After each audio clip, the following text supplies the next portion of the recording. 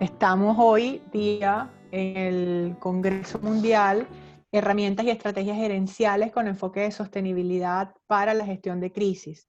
Mientras se agregan las demás participantes, yo voy a volver a nombrar a nuestros aliados, que son estas alianzas estratégicas fundamentales por las cuales estamos aquí y hemos podido lograr este magnífico evento, ¿no? Dividendo Voluntario para la Comunidad, United Way, Urigi, Concientizarse, Inspirarse, Ecored, la Fundación Grupo Cana, Conexión RCE, Alianza Social Benanchan, la Cámara de Comercio Venezolana-Americana de los Estados Unidos y Engranarte.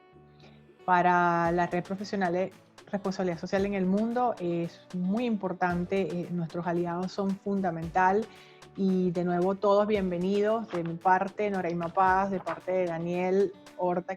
Jay Kill, y el nombre de su ponencia es La importancia de la sostenibilidad ambiental para sobrevivir y operar en momentos críticos. Turismo sostenible como modelo de buenas prácticas. Jay es líder e innovador en sostenibilidad, es un documentalista premiado, vicepresidente de la Fundación Grupo Punta Cana y presidente de la Red Nacional de Apoyo Empresarial para la Protección del Medio Ambiente, Ecored, en República Dominicana. Él nos acompaña el día de hoy. Bienvenidos y muchas gracias. Muy buenas tardes a todos y muchísimas gracias por la invitación y por la oportunidad de compartir un poco nuestra experiencia con el turismo sostenible y sobre todo cómo eso relaciona, cómo es relevante con el mundo que estamos viviendo y que vamos a tener que adaptarnos nuevamente post-COVID. Entonces, para el turismo, obviamente el impacto de esa pandemia ha sido muy importante y muy extendida. A nivel global es uno de los sectores probablemente más afectados, el turismo y viajes y hospitalidad. Se estima que a nivel global se ha perdido 120 millones de empleos y entre 60 y 80% de los ingresos mundialmente contra el año anterior en el turismo y viajes. Se puede notar el impacto a muchos destinos alrededor del mundo que dependen mucho de turismo. Italia, diferentes sitios como España, y para nosotros en el Caribe ha tenido un impacto muy grande. Donde nosotros estamos situados en República Dominicana, en el área de Punta Cana, que es uno de los destinos principales en el Caribe, de un flujo de casi 4 millones de pasajeros que entran todos los años en Punta Cana. Y nosotros actualmente no tenemos ningún hotel abierto, lo que antes era casi 40,000 habitaciones hoteleras, actualmente están cerrados todos por decreto presidencial. También el aeropuerto está operando a modo emergencia para vuelos de emergencia, para diferentes situaciones críticas, pero vuelos comerciales, turísticos, charters no están operando. Y eso ha tenido un impacto económico muy grande, muy fuerte en República Dominicana.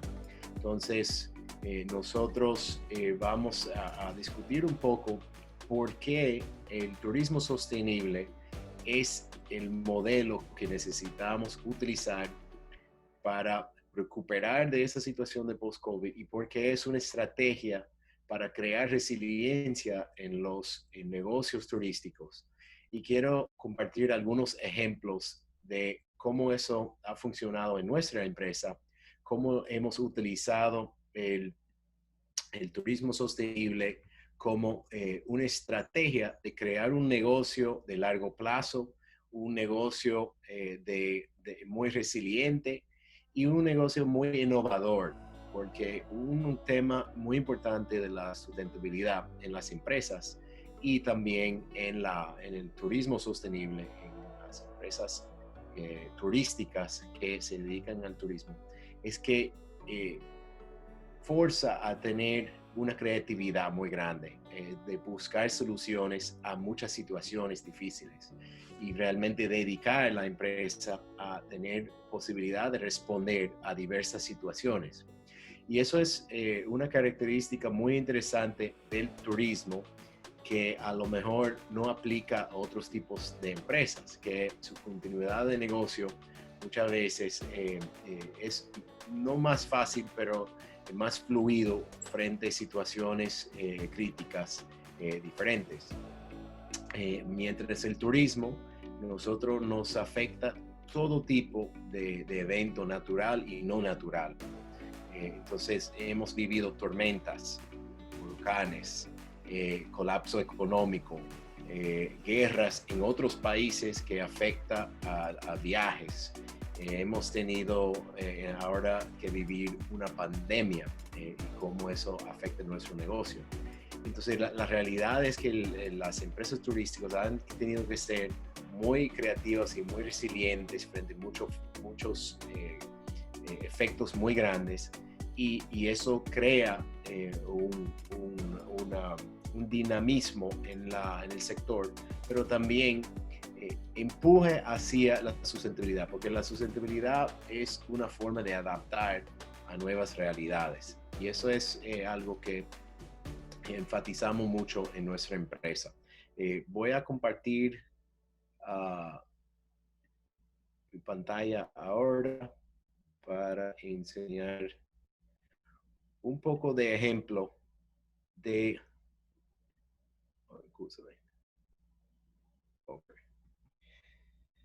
de cómo nosotros hemos manejado una situación importante en nuestra zona y cómo esto ha creado una capacidad de innovación muy importante en nuestra empresa, ha aportado valor a la empresa económica, también de imagen y también en recursos humanos dentro de nuestra empresa.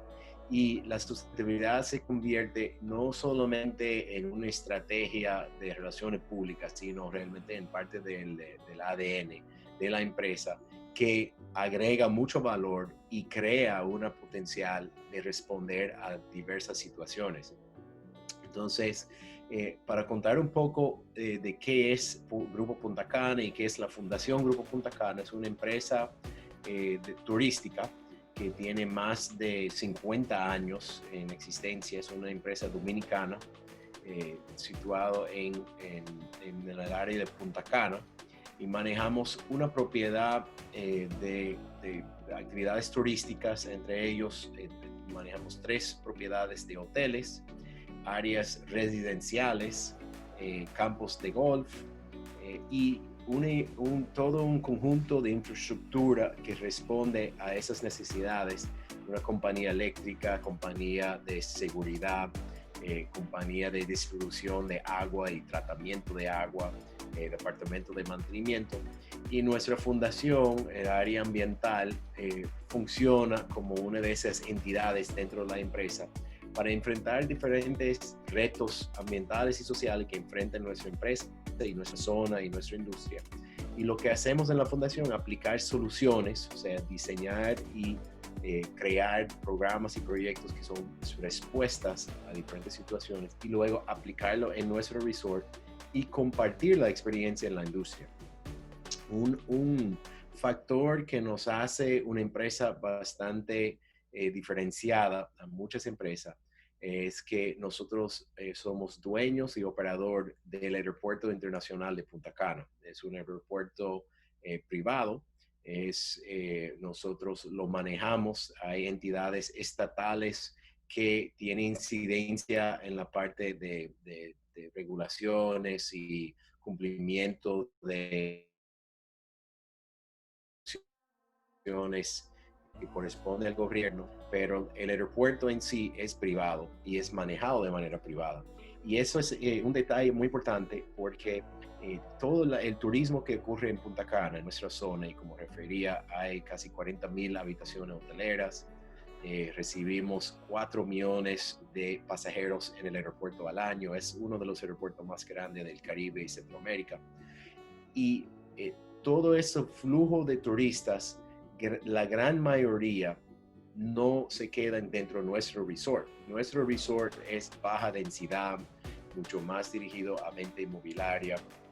Y es un resort mucho más dedicado a la venta de servicios y no un turismo masivo.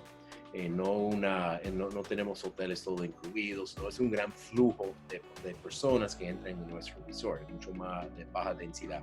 Sin embargo, de los 4 millones de pasajeros que entran al año al aeropuerto, se distribuyen en diferentes hoteles en nuestra zona.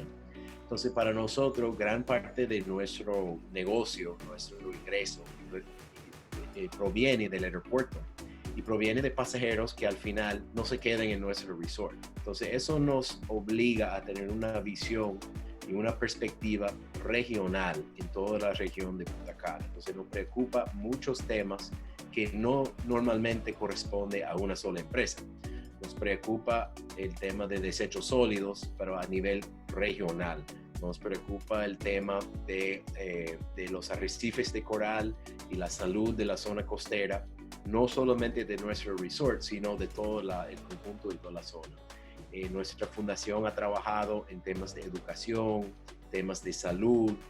Manejamos 2 clínicas, una pediátrica y una clínica de primera respuesta, y eso son actividades de nuestra fundación en conjunto con otros actores, incluyendo el gobierno, pero para proveer servicios para nuestra zona, para crear una sustentabilidad a largo plazo, porque nos preocupa grandemente que si pase algo a todos los hoteles en nuestra región, nos afecta directamente.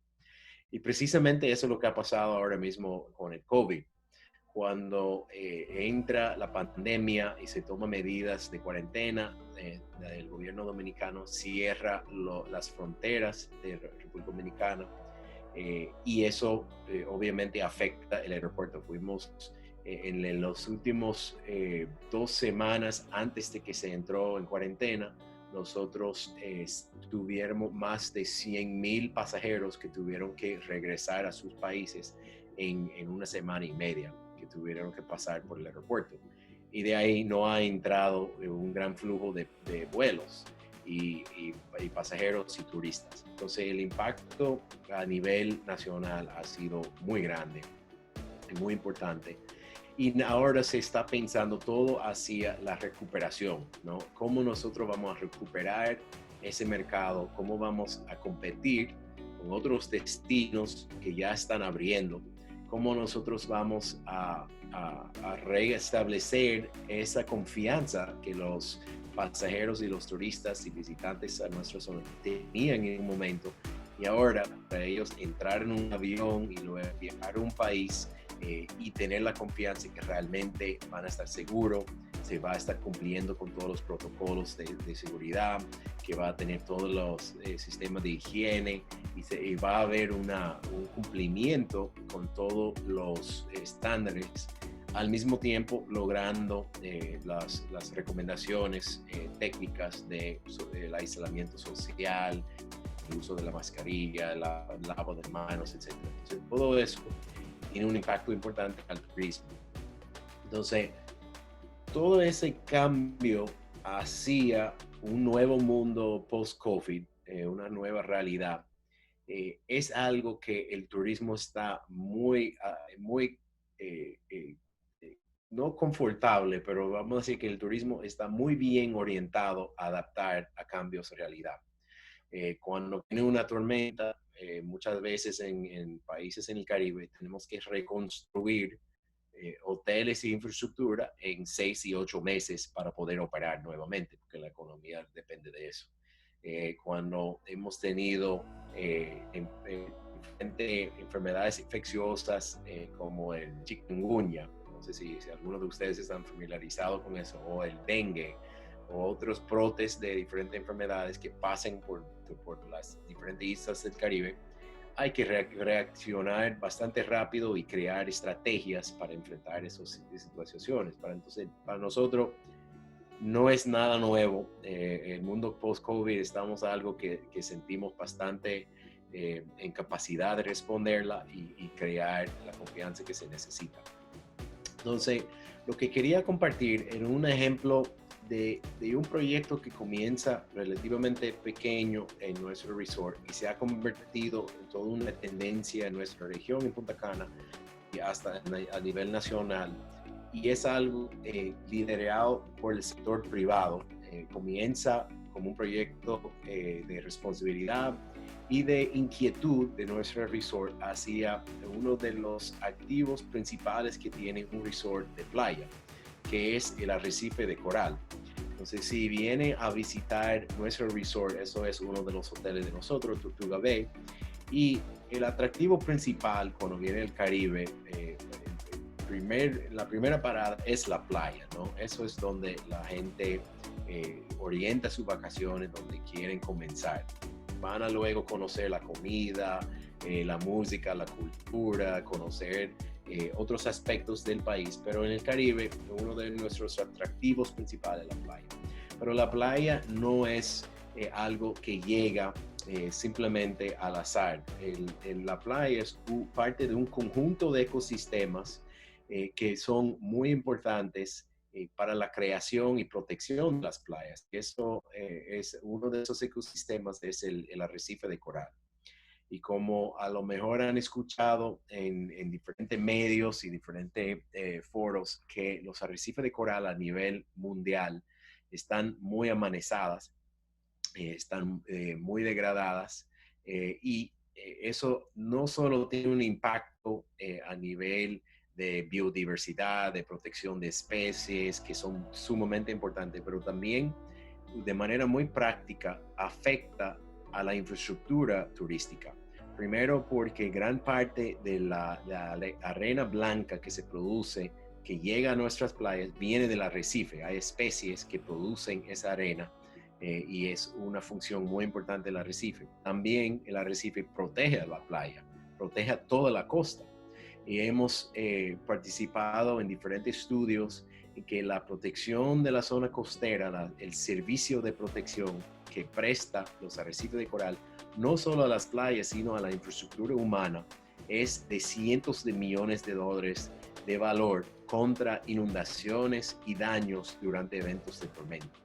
En nuestra zona, ahora con cambio climático, la frecuencia y el impacto, o sea, de la fuerza de las tormentas que estamos recibiendo es mucho mayor. Esa es una realidad que estamos viviendo de cambio climático y realmente nosotros necesitamos arrecifes en buen estado para poder proteger nuestra infraestructura. Entonces, como resort teníamos la inquietud de que el arrecife estaba en mal estado, estaba degradado por diferentes factores, algunos relacionados al turismo, algunos no, enfermedades que han afectado diferentes especies, impacto de turismo y la sobrepesca en nuestra zona es un impacto muy importante. Sobre todo de especies muy importantes que son claves para la producción de arena, como mencioné, y hay especies como este que se llama el pez loro, que su función es un pez herbívoro y él come algas, que las macroalgas que crean el arrecife y mantiene la cobertura de algas baja para que los corales sobreviven y prosperan. Pero también tiene otra función que menos conocido y que el pez loro es una máquina de producción de arena blanca. Mientras va comiendo algas en las piedras y se puede ver la boca de esa especie es casi como una cotorra, por eso se llama pez loro. Rompe pedazos de piedra y lo mastica y luego lo ingiere y cuando su heces fecal salen, cuando esa roca caliza pasa por su sistema digestivo, produce arena blanca. Un pez loro adulto puede producir 200 libras de de arena blanca al año. Y gran parte de la arena blanca que hay en las playas del Caribe viene de especies como el pez loro, no únicamente el pez loro, pero es uno de los más productivos y más abundantes. Además es un pez lindísimo y es lo que los turistas vienen a ver cuando vienen a hacer snorkeling o scuba o actividades en el agua. En general los turistas están buscando peces de colores, no quieren ver peces muy grandes que le dan miedo, no quieren ver cosas extrañas necesariamente, pero peces de muchos colores, eso es lo que atrae a los turistas. Entonces, uno de los problemas grandes que tenemos es una consistente y no regulada pesca de peces loro. Normalmente los pescadores en nuestro país, en República Dominicana, en otros países del Caribe, no buscan pez loro porque es un pez de poco valor en el mercado, no es el más atractivo como comida. Sin embargo, cuando se sobreexplota otras especies, como los pargos, como los chillos, entonces van bajando en las escalas de los peces. Y entonces en nuestra zona, casi el 60% de la captura es pez loro. Entonces eso tiene varias funciones. Primero, que estamos eliminando los peces colorados que están tan interesantes para los turistas. Estamos eliminando esa máquina que produce esa arena.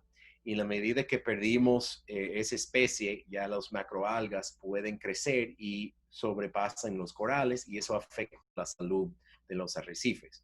Entonces, es una explicación un poco detallada, pero me parece como fascinante. Siempre me gusta explicar un poco esa historia natural de nuestra zona, porque muy pocas personas asocian un activo de tanto valor como una playa con una especie tan humilde como el pez loro. Entonces, me parece justo que reconocemos a lo fabuloso trabajo del pez loro. Entonces, como pueden ver, los pescadores tratando de buscar sustento, están capturando pez loro, en gran parte, tiene un valor más bajo en el mercado, entonces capturan más para sustentar, porque si no hay pargo, no hay chillo, entonces van a los peces de menos valor y hay que capturar más de ellos, entonces la sobreexplotación es más intensa.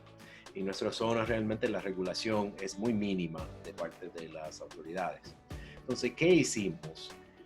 Una de nuestras ideas desde un principio fue que va a ser muy costoso tratar de ser policía del mar, porque hay que tener botes, hay que tener personal, hay que tener autoridad y es un trabajo muy complejo trabajar en el mar. Y un pescador que necesita ganar la vida, al final va a ganar, porque va a tener más perseverancia, más persistencia, porque tiene que vivir. Mientras nosotros como policía vamos a poder hacer la vigilancia hasta el punto del dinero que tenemos, ¿no? Cuando ya no tenemos dinero, el pescador va a poder trabajar fácilmente. Entonces, nosotros habíamos, a través de nuestra fundación, comenzado a hacer un ejercicio de restauración de corales. Y eso es un trabajo de crear viveros submarinos, como se ve ahí, son muy sencillos de barrilla, y se cultiva especies de corales de rápido crecimiento en esas mallas muy rústicas, y todo eso se hace a nivel científico, con supervisión científica. Nosotros tenemos ya más de 15 años haciendo trabajos de restauración de corales, pero como puede ver es un trabajo de mucho trabajo submarino, con tanques, con buceo, y toma mucho tiempo, están sujetos a las condiciones del mar, trabajo bajo el agua, y normalmente es un trabajo que toma tiempo y recursos. Entonces nosotros en un momento teníamos, los viveros estaban funcionando muy bien, y eso se puede ver el nivel de crecimiento como en un año, con esos pequeños fragmentos dentro de un año o 18 meses, puede cubrir totalmente lo que era la malla metal. Ya casi no se ve, un poquito se ve la malla. Y luego todo ese material lo rompemos ahí y lo trasplantamos al arrecife.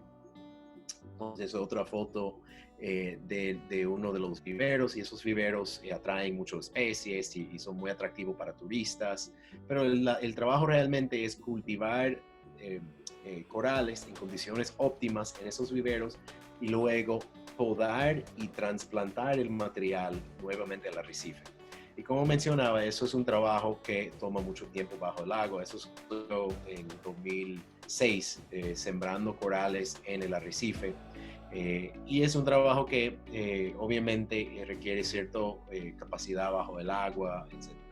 Entonces, una de las ideas de nosotros era cómo podemos involucrar los pescadores en trabajos de conservación, en restauración de corales, con un doble propósito.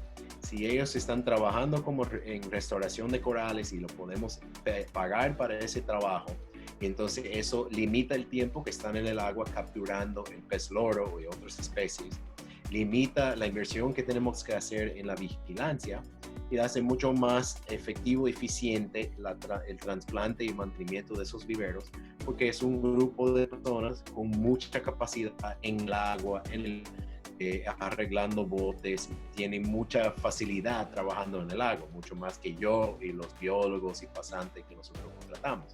Entonces, si podemos lograr integrar a los pescadores en ese trabajo, ya es mucho más fácil regular la sobrepesca y también avanzar con el proyecto. Entonces, eso conseguimos unos recursos externos y nosotros contratamos pescadores y los certificamos en buceo, en certificación de buceo, les entrenamos y comenzamos a contratar a pescadores para hacer ese trabajo de restauración. Entonces se puede ver, ese es uno de los sitios donde ya hemos trasplantado corales en el arrecife. Eso es el primer grupo de pescadores que contratamos y aquí hay 3.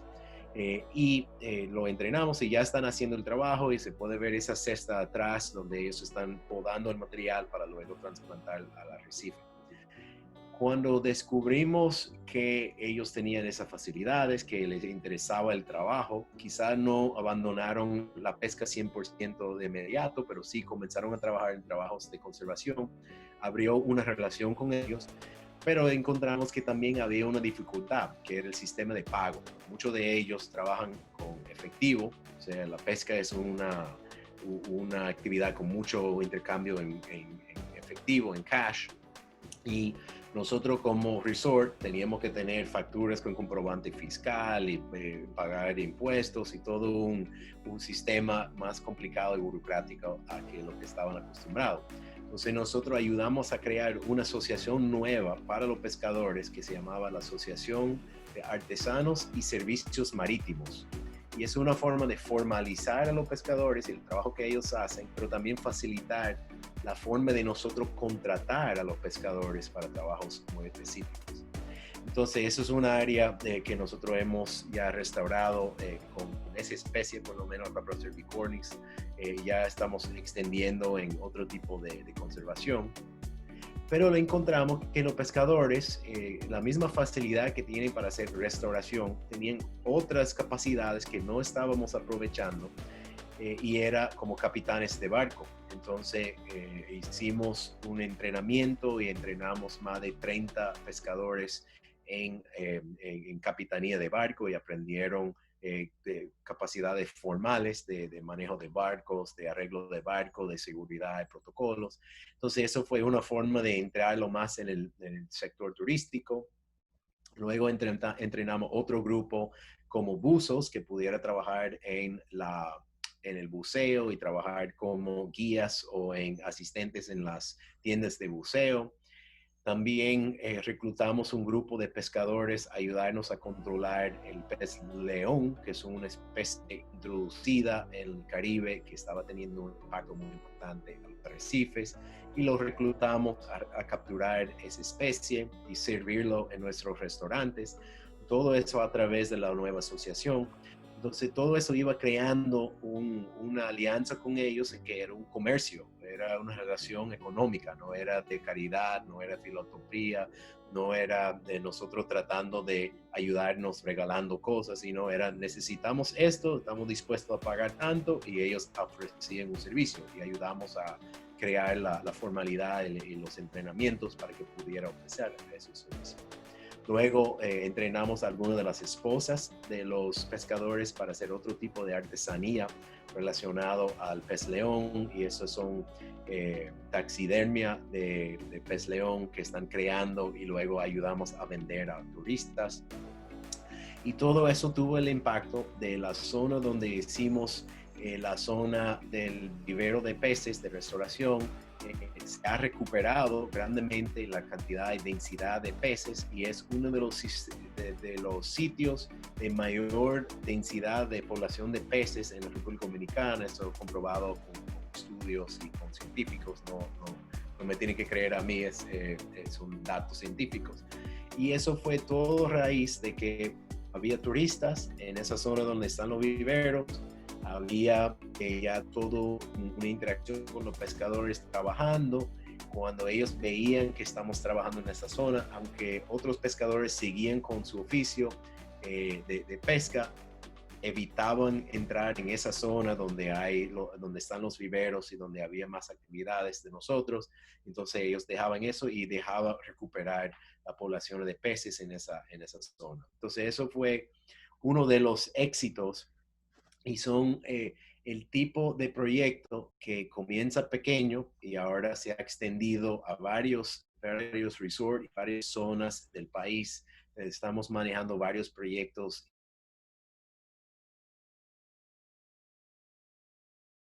Para concluir, quería usar ese ejemplo porque eh, a veces tratamos de pensar en temas muy directamente relacionados en ese caso, la pandemia.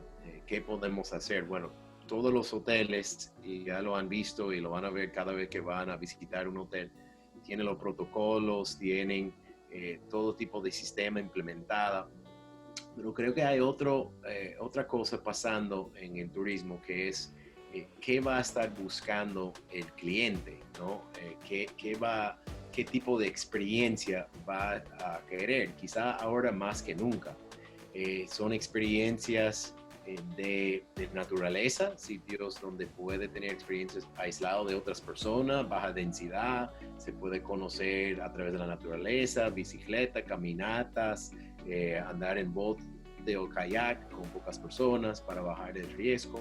Y también muchos de los estudios que estamos viendo y en muchas de las tendencias que se está prediciendo después del COVID es una confianza en compañías con un historial y una credibilidad en responsabilidad social empresarial y sustentabilidad.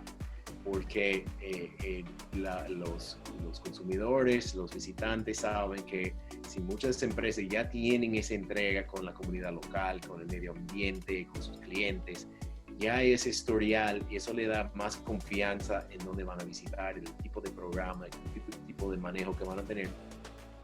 Y realmente lo que hemos visto en el tiempo que ha estado parado el turismo es una recuperación, por lo menos a corto plazo, de ciertos ecosistemas, especies que estamos viendo ahora mismo que quizás mientras estábamos en un turismo muy activo no se veía con tanta frecuencia. Nosotros durante el COVID hemos salido varias veces en kayak en la zona costera para ver la zona y estamos encontrando docenas de tortugas en áreas donde antes quizá no vimos tantos. Hemos visto manatí, hemos visto delfín, entonces especies que quizás estaban aquí pero no estaban tan cerca porque había tráfico de botes, había actividades turísticas, excursiones, etc.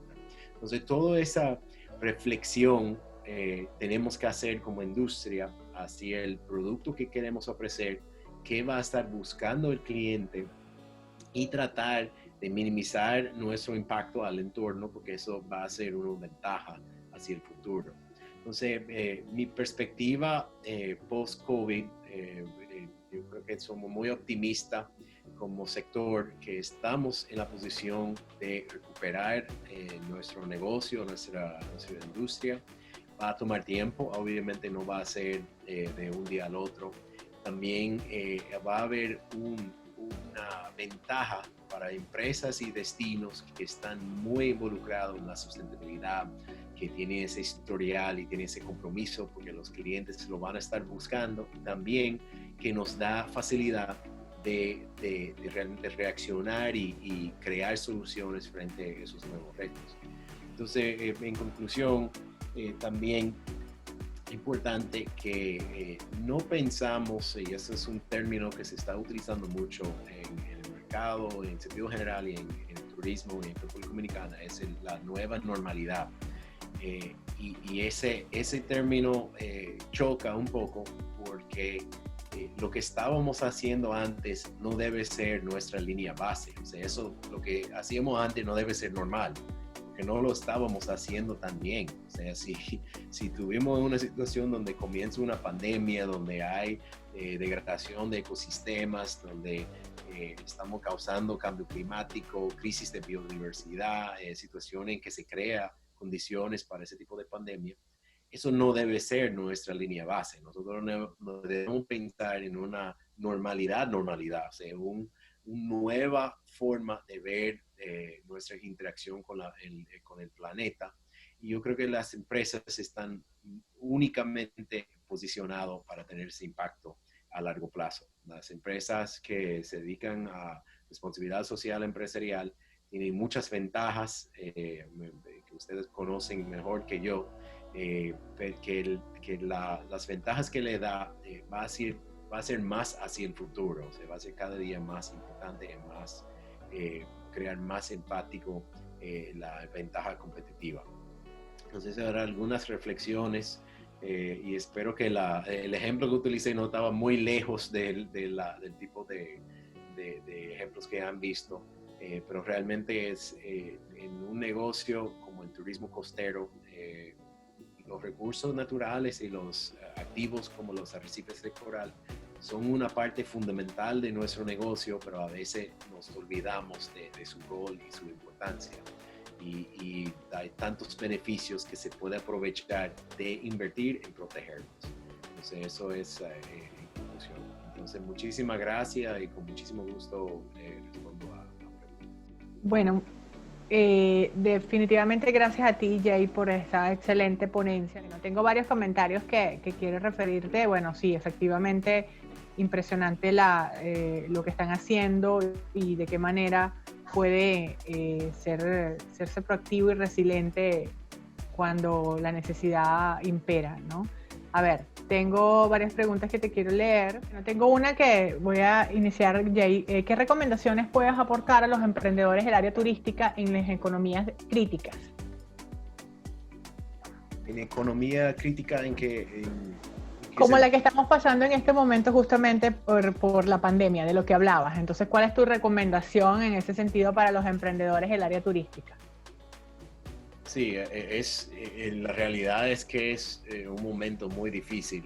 Muchos pequeños empresarios, muchas pequeñas empresas están sufriendo mucho. En República Dominicana lo estamos viviendo. Y nosotros hemos tratado de lo más posible operar al más que podemos permitir bajo la ley.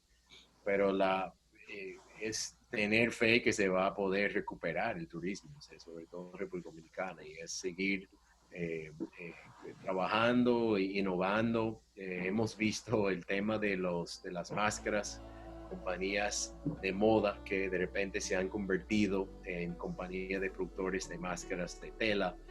Nosotros tenemos que pensar en eso en el turismo.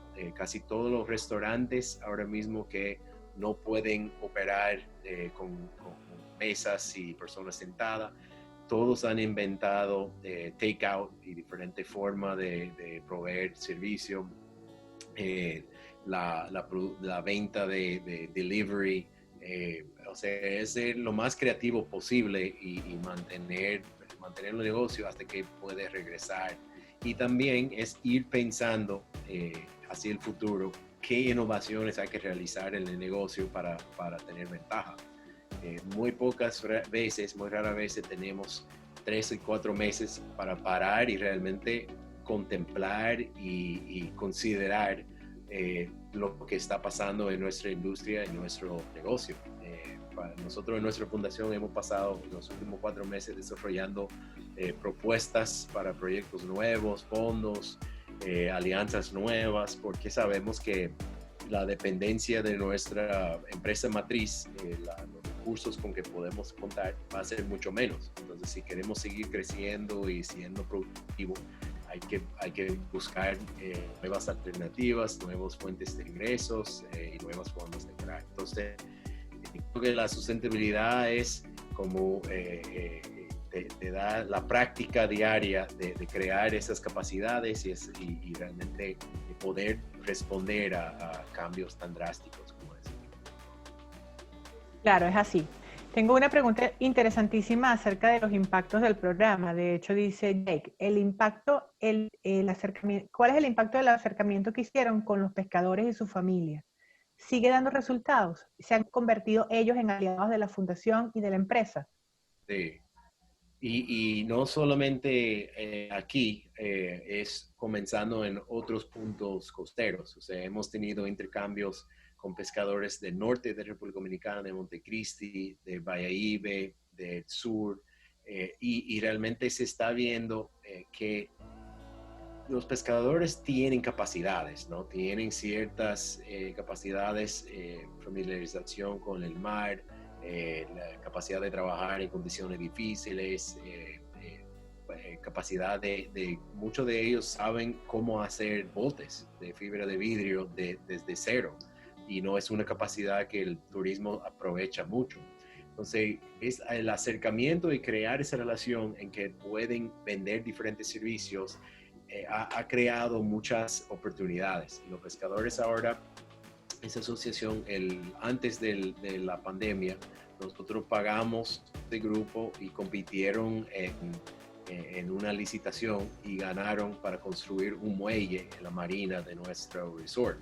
Y era simplemente que tenían mejor precio y lo hicieron a tiempo y era la misma calidad que todos los otros ofertantes. Entonces, eso ha sido una oportunidad de crecimiento para ellos y van involucrando más pescadores y ofreciendo diferentes servicios. Y eso era básicamente comenzar con 3 pescadores en jardinería de coral y ahora están haciendo construcciones de obra marina. Entonces yo creo que la experiencia ha sido muy positivo.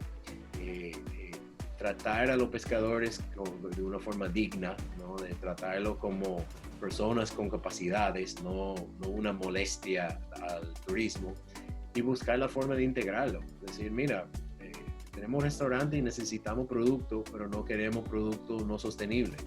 No queremos pesca que afecte el arrecife. Nos puede producir esa pesca. Pueden traer langosta que no está en veda, no puede traer maji-maji o dorado cuando está en su época, no puede traer diferentes productos y se lo pueden hacer, entonces ayuden en ese sentido también. Entonces es una apertura hacia esa comunidad y ha sido muy productivo para nosotros. Sí, exactamente, el papel que juega el consumidor responsable, definitivamente, ¿no? Tengo una pregunta aquí, te hacen Jay, quisiera saber dónde conseguir el documento del caso mencionado. ¿Cuál caso? O sea, sobre el tema de la pesca de los pescadores. Creo que se refieren a eso, dice, exactamente es eso lo que dice Jay, quisiera saber, no sé, Néstor, sé más específico para agregar la pregunta. De hecho, hay un comentario que dice Jay, mientras Néstor me aclara la pregunta, dice Jay, debemos usar todos tus conocimientos para llevarlos a las playas de Anzoátegui en Venezuela. En la zona está la Fundación La Tortuga y Vista que puede copiar todos estos proyectos. Me pregunta un correo para escribirte o tus señas para poderte escribir. Claro. Entonces, si nos los puedes compartir, perfecto. Hay un libro que se está haciendo ahora sobre la experiencia diferente de restauración de coral en el Caribe y Florida. Y nosotros tenemos un capítulo, eso está en producción ahora. Y yo estoy terminando un libro que cuenta un poco la historia en Punta Cana, como los diferentes ejemplos. Además de trabajo con pescadores y restauración de corales, hemos trabajado mucho en el tema de desechos sólidos, en diferentes proyectos comunitarios y tratamos de entrar un poco en toda la lógica detrás de eso. O sea, eso no es caridad. O sea, nosotros no operamos como en Dominicana dicen el DAO, o sea, regalar cosas para ganar confianza con la comunidad. Realmente nosotros somos un negocio y pensamos en todo como un retorno de inversión. Y la salud para nosotros es invertir en una comunidad para que la comunidad es saludable y pueden dar servicio en los resorts. Entonces eso para nosotros es como mentalidad de negocio aplicado a temas sociales y ambientales. Y eso es importante. Entonces estamos finalizando ese libro. Obviamente cuando salga en 2021 lo compartiremos y con mucho gusto. Claro, justamente lo que dice en la línea de lo que es el valor compartido, definitivamente. Tengo una pregunta de Isariana, dice, desde tu experiencia, ¿qué estrategias recomendarías para realzar el turismo en Venezuela? Sí, no conozco toda la realidad en Venezuela, en el sector turístico, o sea, cada sitio, cada país, cada destino tiene como otras, o sea, idiosincrasia, vamos a decir, pero en sentido general hay que dar la confianza al visitante, ¿no? Antes de llegar. Es muy importante esa comunicación, que llegarles a los que han venido antes o los periodistas o los visitantes de influencia que han venido y realmente darle el feeling, el sentimiento de que es un sitio seguro. Se van a pasar bien, estamos cuidando su salud, estamos pensando en la higiene, puede venir y tener una vacación como tenía antes de COVID, le vamos a ocupar todos los temas de higiene, todos los protocolos y darle eso como ya hecho, para que no tiene que preocupar por eso. Y de ahí ofrecer nuevas actividades que van en línea con las tendencias post-COVID. Todo el tema de actividades en el exterior, actividades de baja densidad, en vez de ir a un bote, un catamarán con 100 personas, ir a un bote o un kayak o en bicicleta. Y ofrecer diferentes rutas que pueden explorar. Ese tipo de cosas creo que va a ser fundamental. Y también compartir la realidad, o sea, aportar al turismo ahora mismo es aportar a países en desarrollo y países con personas con mucha necesidad. Y cuando no hay actividad turística, realmente impacta a estas comunidades. Hay un impacto muy fuerte. Muchas personas que viven en condiciones muy precarias en países como República Dominicana, y el turismo inyecta de una vez flujo y recursos para que las personas puedan sustentarse. Entonces, el turismo es una de las industrias que más genera beneficio alrededor del mundo y comparte ese beneficio en muchas industrias y lo necesitamos. Sí, de hecho te comento que la pregunta de Néstor quería saber si tienen alguna memoria sobre el caso de los pescadores. Es justo lo que acabas de decir, que estás desarrollando un libro, ¿no? Ajá. Aquí tengo un comentario, excelente selección del ponente por el enorme impacto de la pandemia en este sector y la perspectiva que ofrece Kiel, que comparto 100%, dice Isabel Lorenz. Esperanzador su visión de futuro porque aunque no estaban conscientes, el marco teórico de Guedes se ve aplicado en lo que comparte Jay, justamente lo que hablaba el profesor Guedes en la anterior ponencia, ¿no? Gracias. Sí, la parte de nuestro aprendizaje en Punta Cana ha sido cómo ejecutar, ¿no? Porque en los negocios solo tenemos cierta cantidad de tiempo para teoría, ¿no? Para leer y contemplar. Ahora mismo tenemos la ventaja durante esa pandemia que hemos tenido un poco más de tiempo para reflexionar, pero nosotros tenemos que ejecutar. Cuando el CEO de la compañía viene y dice tenemos un problema de basura y necesitamos una solución, hay que buscar y diseñar una solución y implementarlo y ir evolucionando en el tiempo y ir mejorando. Entonces tenemos todo un estudio de caso de desechos sólidos en nuestro resort que ha sido lo mismo que el tema de los pescadores y la restauración de corales, todo un aprendizaje en vivo. O sea, comenzamos y con errores seguimos innovando y evolucionando hasta que se llega a tener algo que funciona. Y luego, bueno. nosotros muy importante compartir la experiencia porque nada sirve hacer todo eso, esos trabajos y ganar toda esa experiencia y dejar que otro comete los mismos errores. Es mucho más fácil comenzar en base a los errores de uno y nosotros mismos aprendemos mucho de otros socios y alianzas.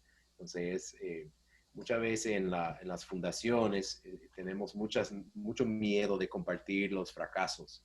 Yo creo que los fracasos es donde realmente hay más aprendizaje. Entonces, es muy importante poder contar esas historias.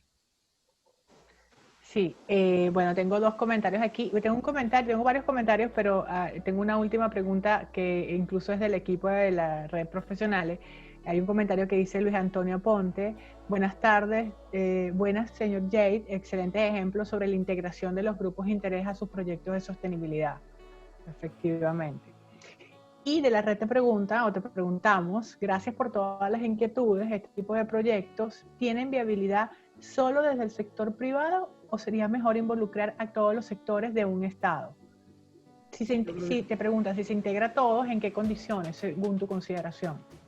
Sí, o sea, lo ideal es si el Estado participa activamente, de manera coherente, mejor, porque hay ejemplos en Costa Rica y en muchos países donde el gobierno crea toda la estructura y las reglas del juego y están muy claras y permite que el sector privado desarrolla y se integra de una forma muy activa y es mucho más eficiente. En nuestro caso, mucho de lo que hemos hecho en cuanto a los trabajos de pescadores, que no hay una claridad del gobierno y no hay mucha inversión en los recursos pesqueros y en las zonas costeras. Entonces hemos tenido que buscar soluciones a nivel privado, ¿no? A nivel de empresa. Pero lo ideal es que haya una integración entre el sector público, privado y civil, o sea, que tengamos las comunidades y las otras personas participando. Eso es el mundo ideal, pero no siempre se presenta el mundo ideal. Tenemos que trabajar con la forma que podemos. Pero sí, y hay muchos ejemplos en que un gobierno que invita a la participación del sector privado, pero que ponga todo muy claro y organizado y da cierta flexibilidad, crea muchas ventajas. Efectivamente es así. Bueno, a ver, damos con esto por concluido por el día de hoy y excelente cómo concluir contigo y con tu ponencia. Muchísimas gracias, Jay. Esto es parte de lo que queríamos, tanto con el profesor Guedes como con tu persona, que nuestros participantes vieran esa nueva visión o esa visión presente ante las coyunturas. Nos escriben excelente los comentarios. Ante las coyunturas como lo que estamos pasando, e incluso ustedes ya tenían esa experiencia desde antes. Qué interesante la posición de la que hablabas, de que casi nunca se tiene la posibilidad de tener 3 meses para estar revisando procesos y mirar desde arriba todo lo que estaba pasando, ¿no? O desde la quietud que nos obligó la pandemia. Esa forma de verlo es sumamente interesante y efectivamente es así. Esto es la idea de la red profesionales RC en el mundo, estar partícipes en los procesos de formación, de información y de conocimiento.